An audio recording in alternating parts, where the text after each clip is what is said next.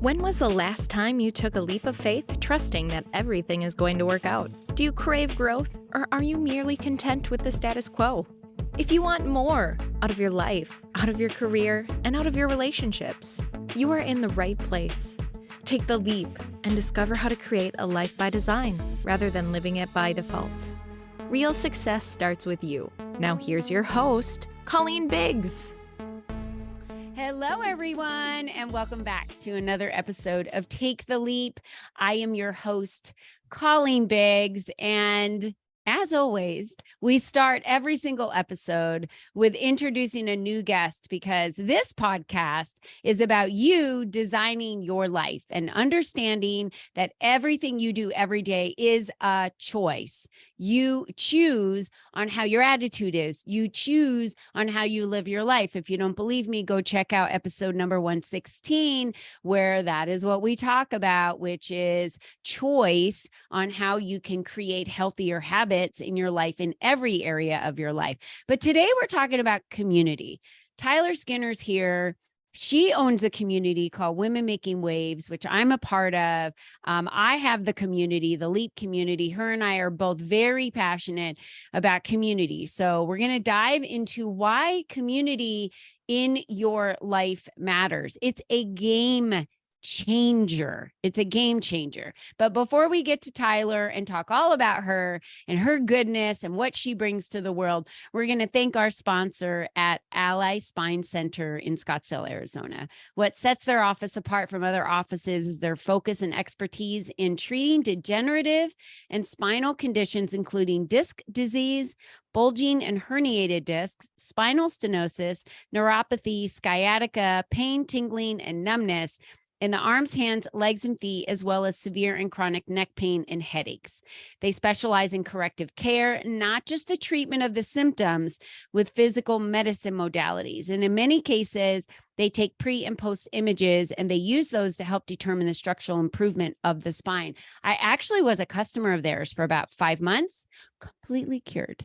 Just saying. Like it works. If you're someone who has been suffering from neck and back pain, spinal stenosis, sciatica, or other pain conditions, and you haven't experienced a chiropractic in an integrative corrective care office, then you've got to call them and make an appointment if you're in Arizona. If you're not in Arizona, please still call Chris and Allie at 480-809-4700 and visit them at allyspinecenter.com because they are a wealth of knowledge and they can connect you to any corrective care center like theirs across the nation. So there's no need for you to be in pain any longer, my friend, because I was, and now I'm not. And my spine actually moved. We moved bones around to help my pain. It's like gone. I used to get massages all the time because I was in so much pain, and now I still get massages, but not as much, and not because I'm in pain, just because I want to and I love them.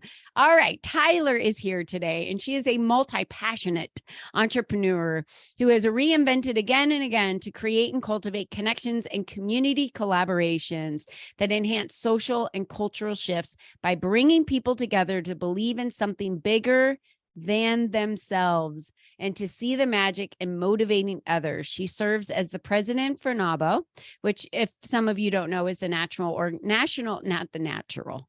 It is natural, but it's a national organization for women business owners, Central Coast chapter. She's passionate about leadership development, and in 2020, during the pandemic, launched a platform, Women Making Waves, comprised of dedicated women who are committed to co-creating a future where they can personally and professionally emerge to lead in a new way. It's a revolution, girl. Welcome, Tyler. It is. Thank you. Yeah. I love that because that is literally what it is. Yeah.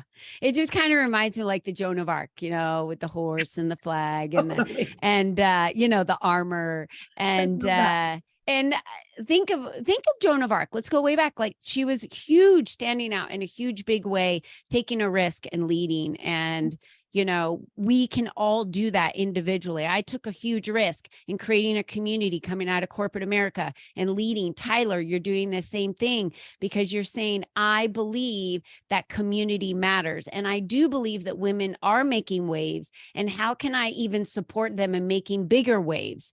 Because when you throw a rock in a pond, it doesn't just splash and stop. The ripples expand all the way to the shoreline. Around this entire major, huge body of water. So one woman making a change in another woman's life ripples to millions of people. Yep. And if they make a negative change, it ripples to millions of people. So I think that's the part that we need to remember. What led you to want to build this in 2020? What were you feeling? There had to have been something going on where you felt, I really need to bring these women together or start doing something different. There was something going on. Absolutely. There's always a story.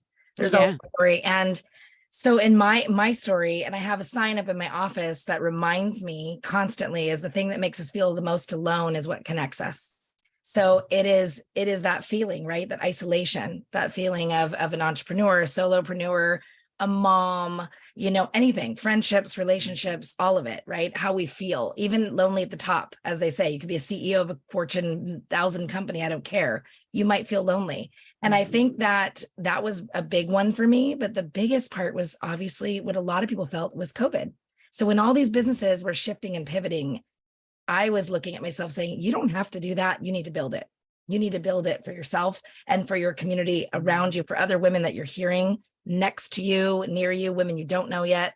You need to start getting out there and expanding that idea that this is who we are. This is what we came to do. This is what we're about. Because I lost 90% of my business in COVID. So in a span of a week. So I remember Monday getting all the pings and the texts of postpone, cancel, because I was in events. I was doing consulting for nonprofits.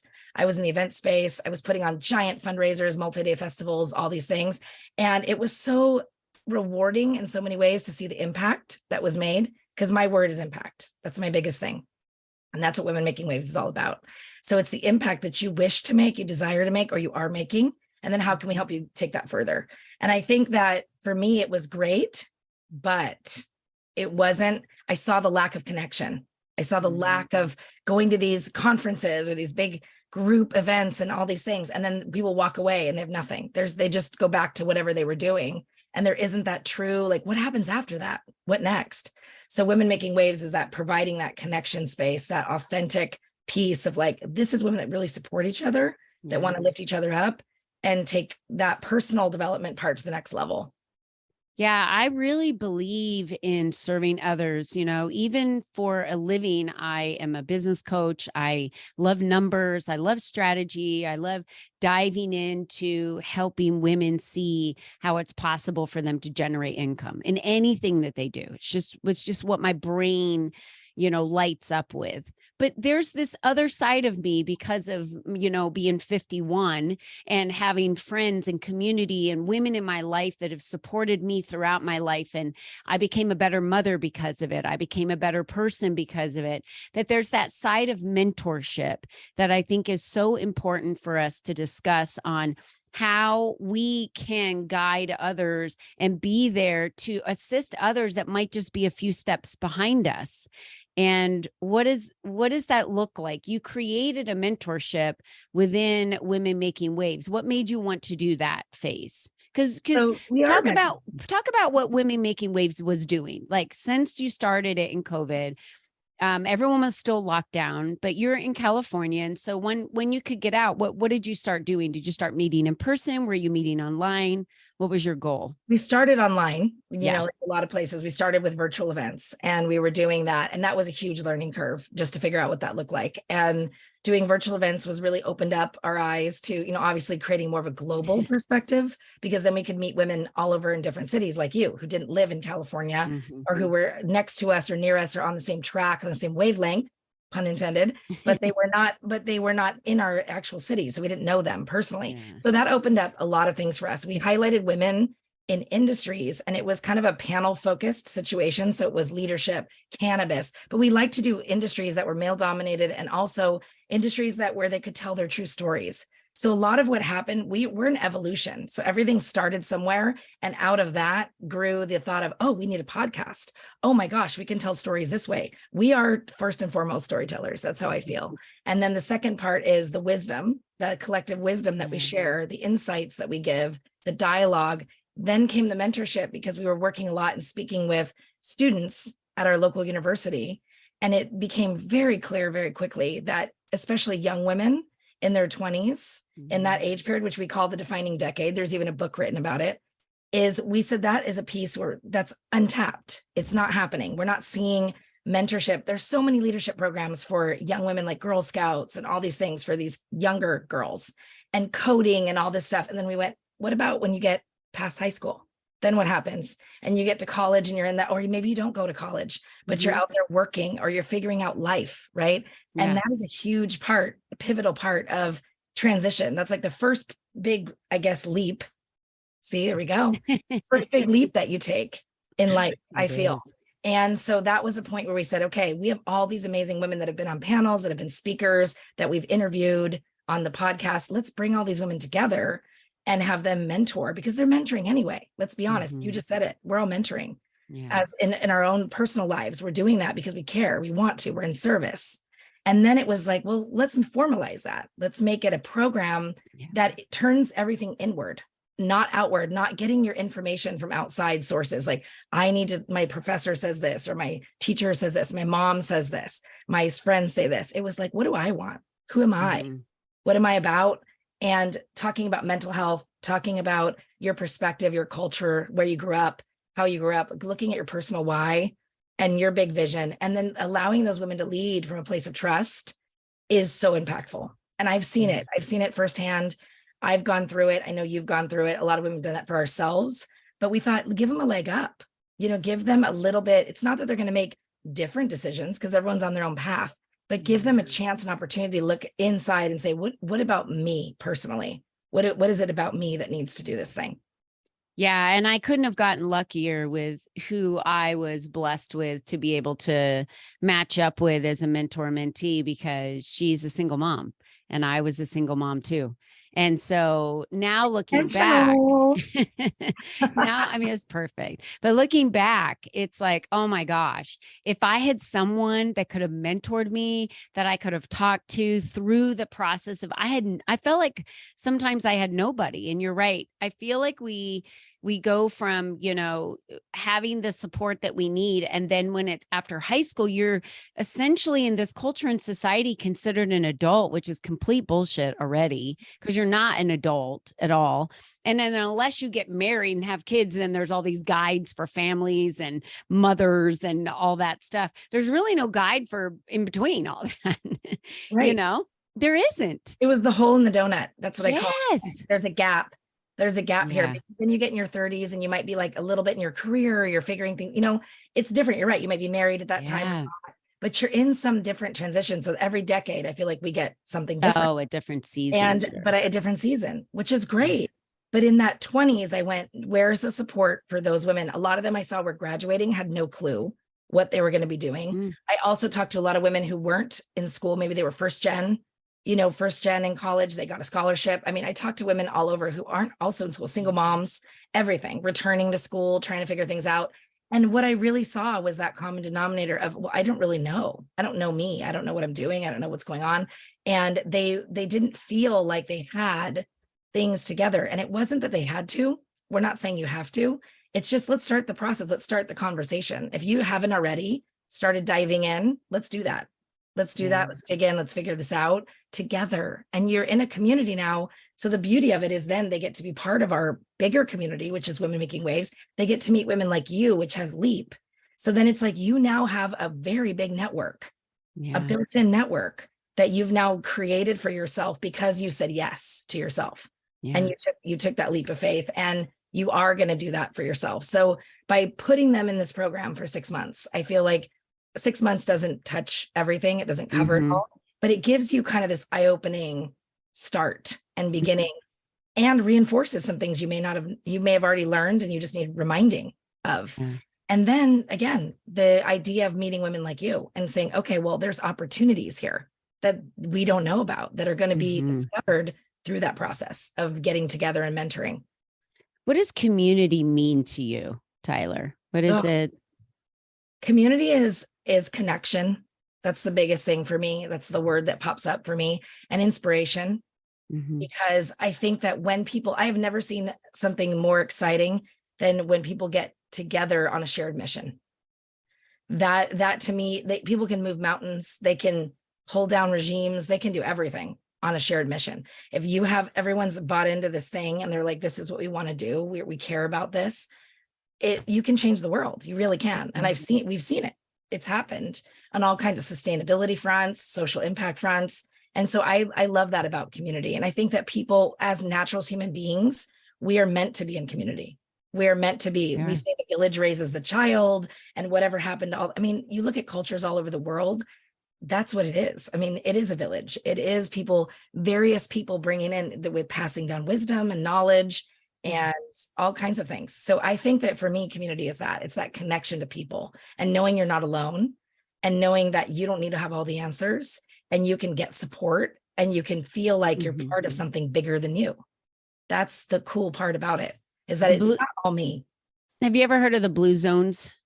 I have heard of the blue zones, like the blue zones. I love that. And the blue zones are those areas where people live the longest. Yeah. And in those, there are two main pieces that matter the most within those communities. And it's a community, the connection that they have, that's the highest, and food.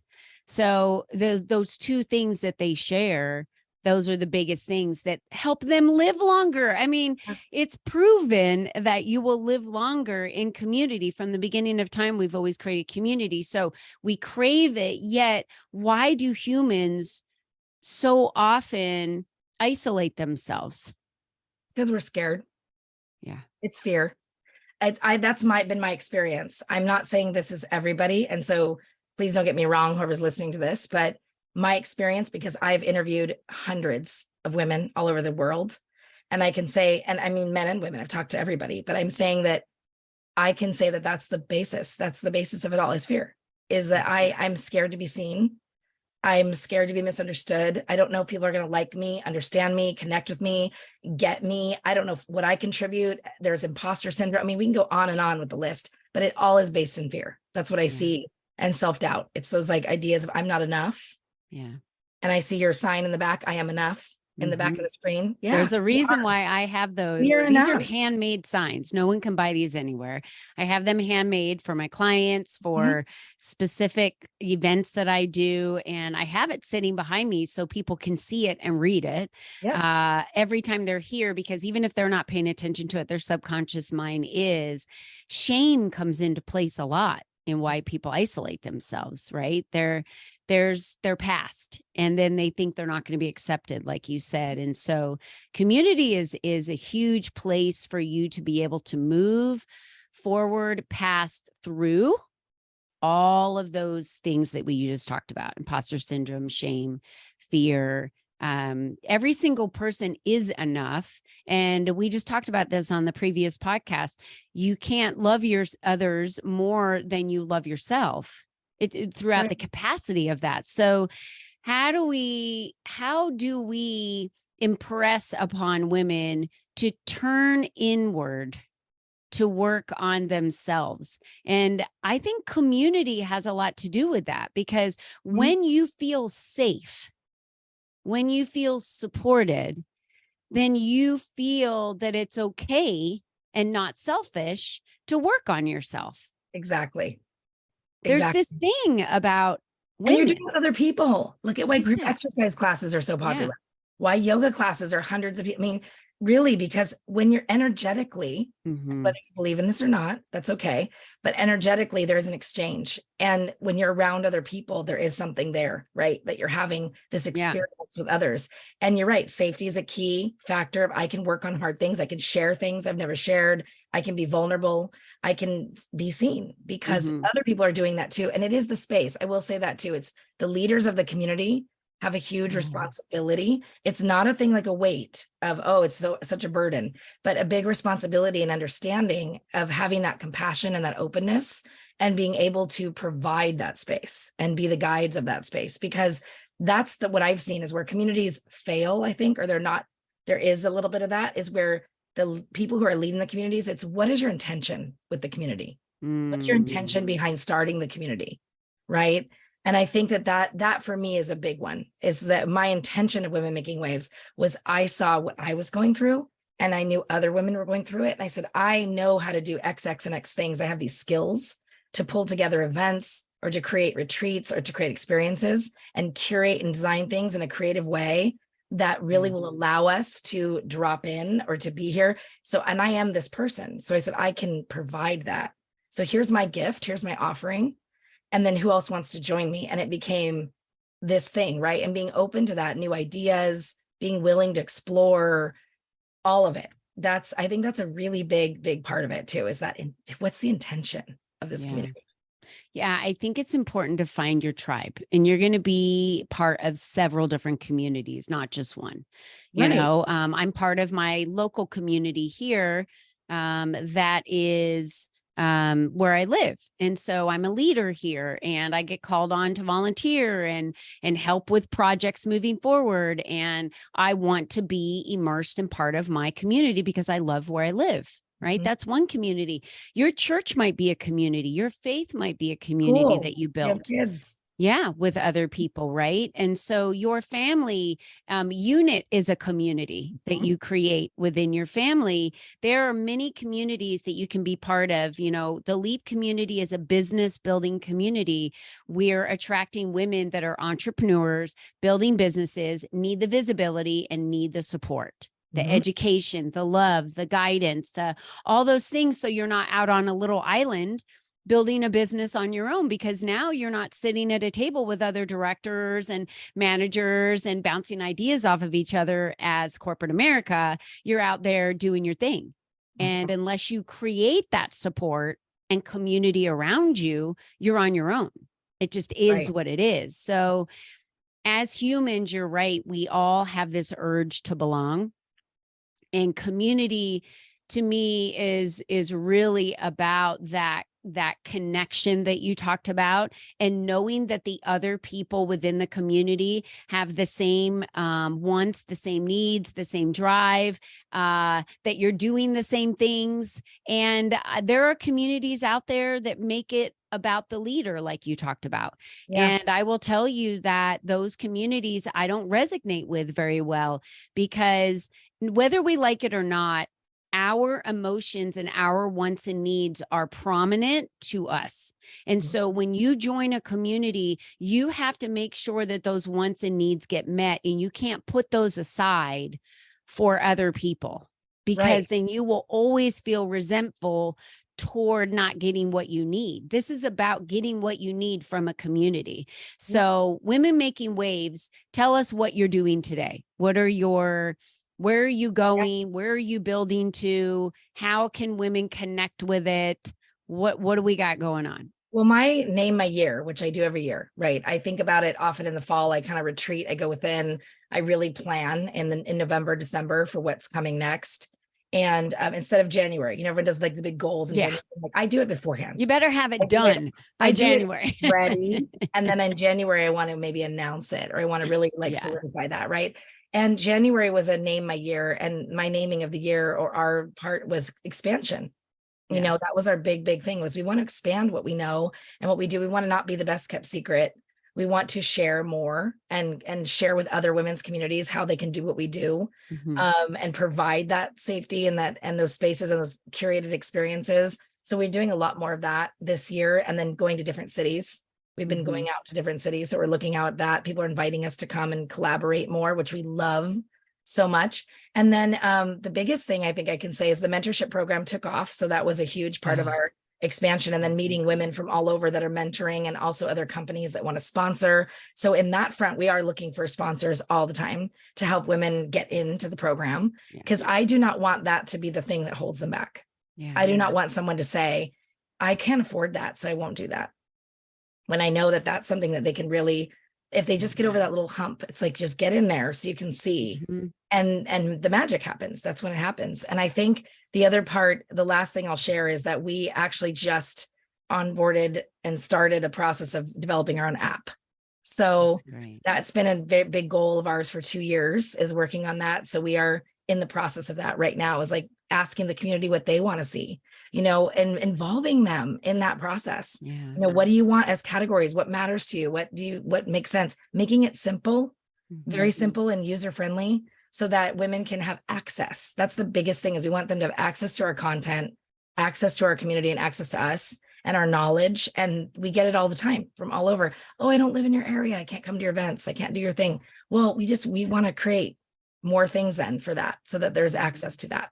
So that's a big part of our push this year. That's huge. And in any community, it matters that you have access to the other members, that you have access to the knowledge, the content, the whatever that specific community stands for. There's communities out there for speakers. There's communities out there for authors. Like I said, the LEAP community is for women building businesses. So you've got to be part of these communities that matter for the areas in your life that you want to expand, the areas in your life that you really want to focus on. There's even like walking clubs and reading clubs and all those clubs. There's faith-based clubs, mom clubs. Be part of these communities that matter with what season in your life that you're in. And, I've met some of the mentors and mentees, and I will tell you that there are some phenomenal women that are part of Women Making Waves. I'm impressed by, every single one of them. So how can someone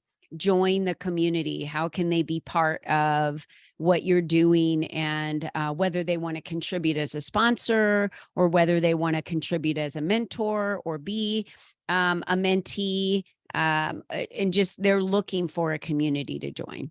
Yeah, our website is the best way, because that has everything there. So it's just women-making-waves.com. And on the very front homepage, it says the next wave, which is the program. And you can click on that. It goes right to that landing page, has all the information about how to apply as mentor mentee. You can sponsor everything from there. So I think that would be the best way, if that's what they're looking for, is the mentorship side.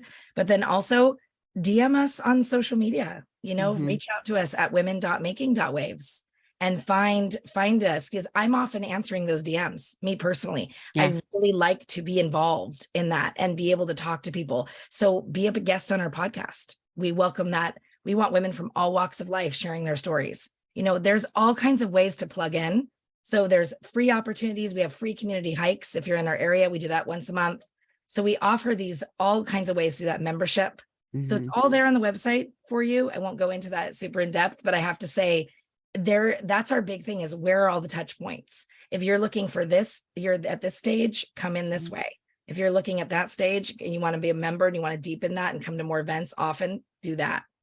But we want to make sure that that's happening right for you, and that's provided. That was a big thing for me and for our team, was that we want women to feel like, oh, I have access to this. I'm involved in this.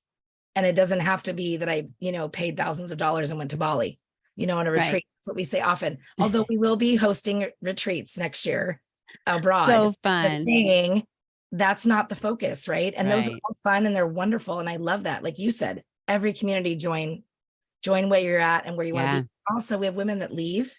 This is my big thing. I felt like, and when I started this, I'll give you a little fun story, is I had a bird nest in COVID. This bird decided to nest on my front porch, like a little sparrow in spring. And I watched the whole process, building the nest, laying the eggs, the whole thing. And I went, that's it. I was like, that's it right there. It's like a little nest, and everybody can come here and they can fly off, and then they come back and they fly off. I mean, that's what we want, right? We don't want you to, we're not trying to hold you where you are. We want you to get what you need, go in the world and do the big things, make big waves, and then come back if you need to. Maybe you come back as a mentor. Maybe you were a mentee and then you come back as a mentor later. Maybe you're a speaker in some way for one of our programs. That's what I think is the biggest reward for us, is to see that women are wanting to come back in some way and give back and do things for the community to help it grow. Yeah, that's huge. And thank you for sharing that. I think that's the evolution of the growth in communities, right? And it's the same when you're working with clients and you're working with mentors and mentees. You don't want to be enabling and hold on to them and have to be there in their life for 5 to 10 years. You want them to get the skills, be empowered, and then apply those and be able to stand on their own. It's like teaching a child to walk, and teaching a child to drive. You don't want to be in the car as the passenger every time your child drives somewhere. It's like, I've taught you and now you can go drive on your own. So it's exactly that. And you're right. Yeah. They come back in different capacities, in different ways that we can serve. Exactly. Sure. And I think I just want to leave it with that. You are not alone and you don't have to do it alone. Yeah. And you belong in all the spaces. That was a big life lesson for me. So I'd love to share that here with anyone listening, is you do belong in all the spaces you want to be in. You belong in those spaces. That's beautiful. And remember what Tyler just said, you're not the only one. You're the only you that's ever been. You're the only you that will ever be. This is it, right? This time on earth is what you've got to be you. And what does that look like if you design your life and you are stepping into those spaces that you want to step into, whether you have fear, whether you feel like you're not enough, whether you have shame, it doesn't matter. I guarantee you every single other person in that community has the exact same crap going on, including me. Hi, including me. We all do. I'm not the one like, I've got it all figured out. We're still growing, including still learning. Yeah, we're still growing. We're still learning, and we're evolving. And we evolve with our communities. We evolve with the women in our communities, and we grow because of them. So we can't thank all of you enough for being part of our communities, and reach out to Women Making Waves and Tyler Skinner and connect with her on LinkedIn, connect with her on Instagram, and the website women-making-waves.com, and get involved into the next wave. Thank you, Tyler, for being here with us today. It was a great conversation on community. Get ya a community, ladies. Let's just plug into that right now. And until next time, don't forget, be you and be strong. Until then, bye-bye for now.